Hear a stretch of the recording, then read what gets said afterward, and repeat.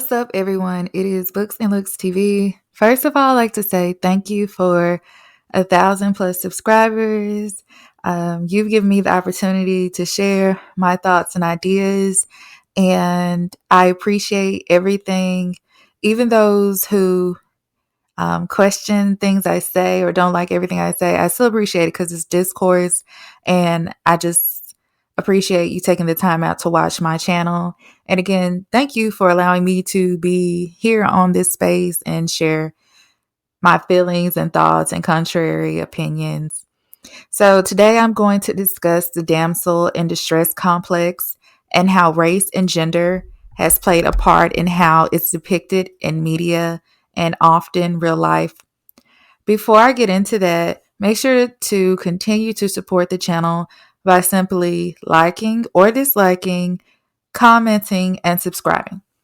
So I'll acknowledge that there are tons of women in fairy tales and movies who face conflict.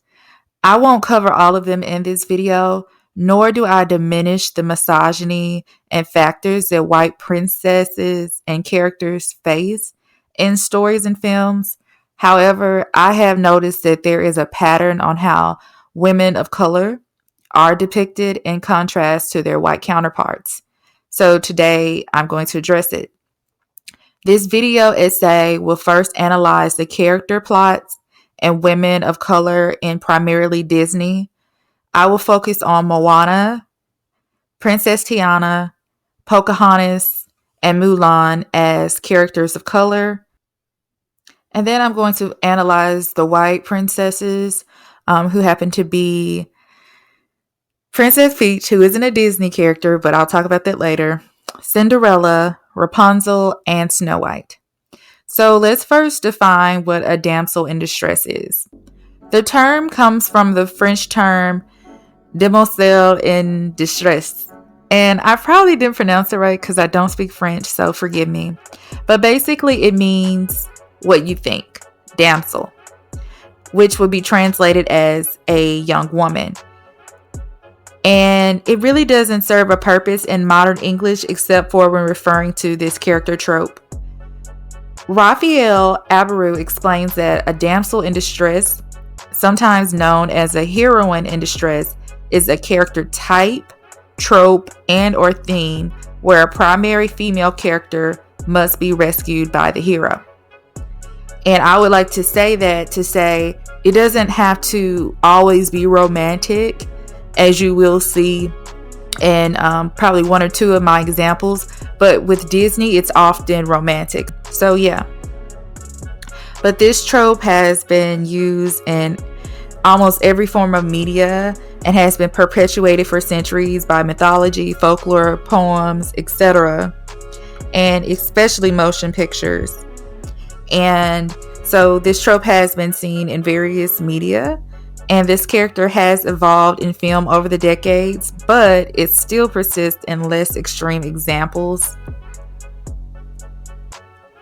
So basically, again, I would like to examine how patriarchy has enforced the damsel in distress in media, how it has evolved, and how race and gender perpetuates how women of color are depicted as strong and thus carry internal and external burdens that white princesses and characters simply do not.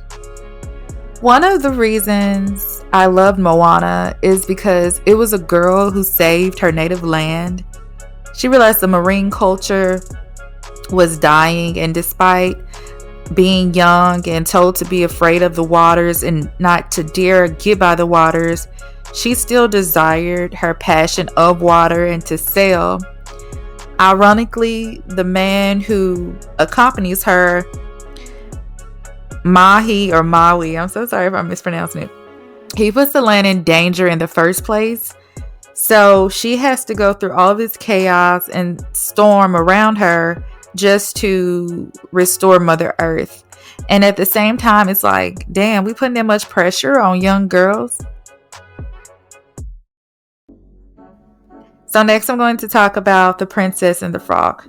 The Princess and the Frog is pretty much a remake movie. However, in the most recent film, Princess Tiana happens to be an African American princess.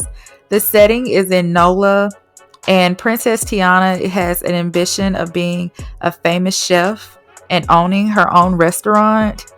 However, class is an issue, obviously, because she isn't born into wealth. Princess Tiana was pretty much trying to save herself and thus be ambitious and independent. She just happened to find love along the way, but it seemed like she ended up settling. This to me depicts the strong black woman trope, where she didn't need a man, but having one just seemed to happen unintentionally. In fact, a lot of people argue that this film was a bit racist because most of the film was her being bound to struggle of, and she was mostly a frog throughout the movie. So it didn't show her as a princess until the very end. The next character I'll talk about is Pocahontas. Pocahontas wasn't necessarily labeled a queen or princess to my knowledge, but I'll just give her that title as a native woman. So yeah, Pocahontas, the entire movie was giving imperialism, conquer the women similarity to the United States, slavery, and just master relationships.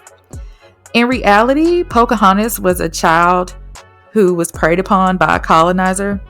So Robert Herbert states, Pocahontas is based on myth, not history. In real life, Pocahontas was 11 or 12 years old when she first met John Smith, who claimed in his journals that his life was saved no less than 3 times by women who loved him. The Englishman she married was John Rolfe. She did indeed get to go to England, where she was feted as a princess. So the whole romanticizing in the movie was very cringe and inappropriate to me. Basically, this movie depicts a false historical reality. Nonetheless, in the movie, a native woman falls in love with a settler who has weapons of mass destruction and sees their tribe as savages. The conflict separates them, yet Pocahontas sacrifices her tribe, culture, and self to be with him, basically. The last character of color I'll talk about is Mulan, who happens to be a Chinese woman. She faces an internal versus external conflict.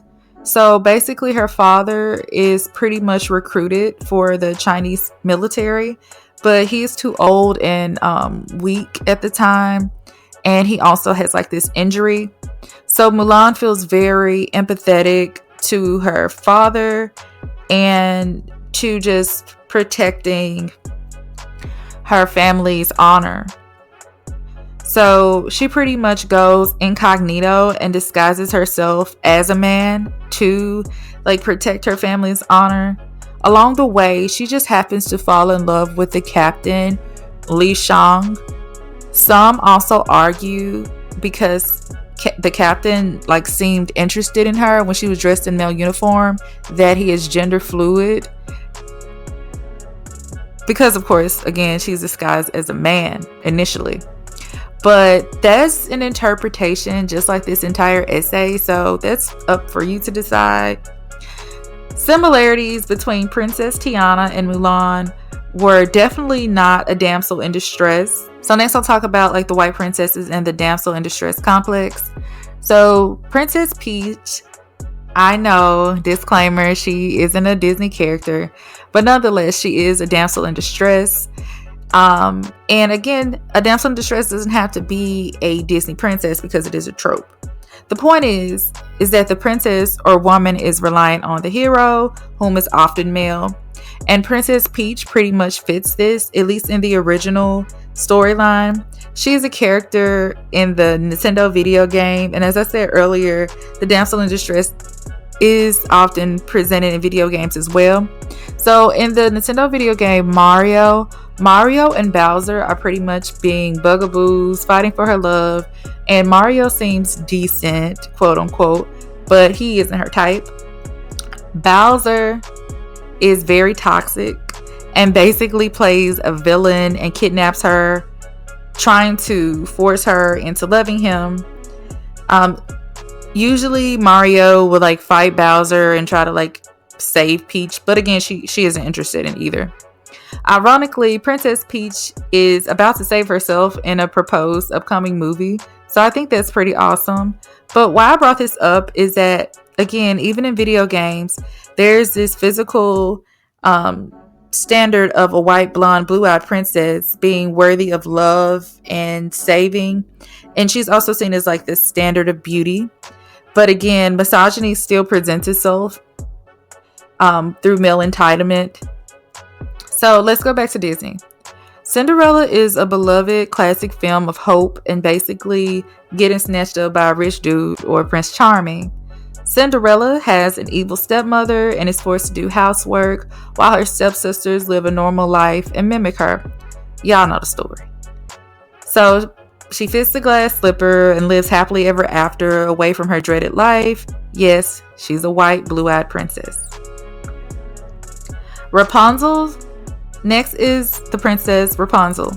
So basically, I do have a picture of the movie Tangled displayed, but you probably know that Tangled was a remake of Princess Rapunzel or Rapunzel.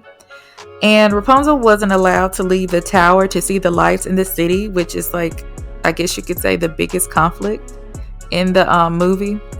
And she happens to match with a guy who basically has a ride, aka horse. They fall in love and live happily ever after.